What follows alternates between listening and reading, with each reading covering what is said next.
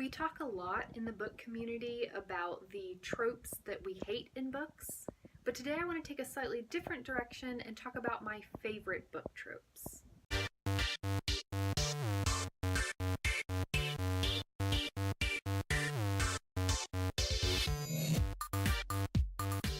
First up, sorry if this video is a little bit wobbly. My camera just gave out on me right as I sat down to start filming this, so I'm using my phone and I'm kind of having to hold it up.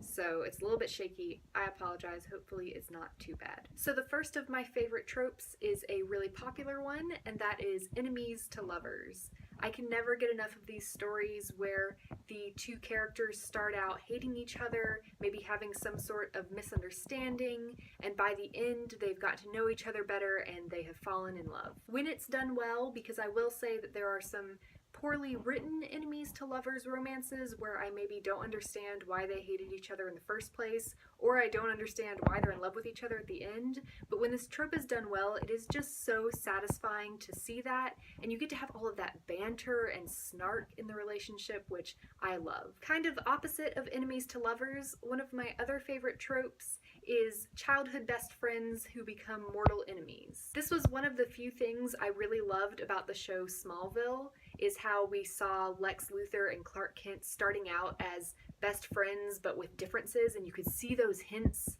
of them becoming enemies later in life. I can't really think of a ton of examples of stories that do this. I do love Hamilton and Burr's relationship in the musical Hamilton, so things like that, I really enjoy seeing that friendship fall apart over time. Number 3 is something that is a little bit overdone at this point, but I still love it. That is the lost princess trope. Particularly, I really enjoy books where the main character doesn't know that they are royalty, and then at the very end of the book they find out. But like I said, this has been pretty overdone in YA at this point, to the point where if I am reading a book and within the first 50 pages there's mention of some lost, missing, possibly dead princess or prince, I'm like, oh, it's the main character. That's going to be the big reveal at the end. I do think that this trope can still be done in new and inventive ways that are still surprising.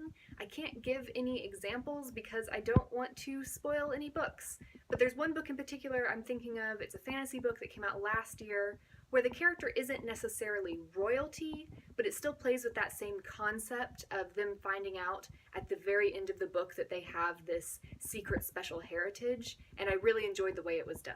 I also love the curse or prophecy tropes, although I'm a little bit over chosen one narrative specifically, but other types of prophecies and especially curses I love in books. So in the Raven Cycle by Maggie Stiefvater, you have the curse/prophecy that Blue will kill her true love if she kisses him. I love in the Infernal Devices the entire subplot of Will Herondale's curse, and spoiler alert, I love how you find out at the end that it's not a real curse. It was like a self-perpetuating curse. And my 5th and final trope that I love is the thief or assassin or con man or otherwise on the wrong side of the law main character who has a heart of gold. I'm rereading The Thief by Megan Whalen Turner right now. I love the main character of the Queen's Thief series, Jen, who is a thief who is really just an all-around great guy. Or there's Kaz in Six of Crows, who maybe doesn't have as much of a heart of gold as Jen does,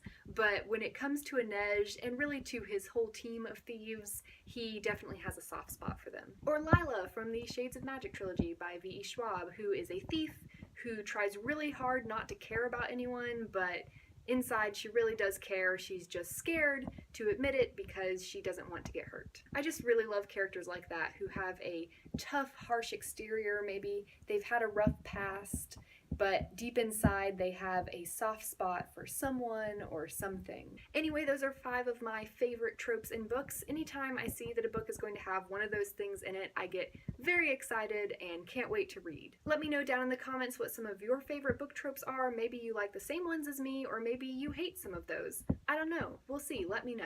And don't forget to join us this Sunday at 7:30 p.m. Eastern Time. We'll be doing another live ride-in for Camp NaNoWriMo.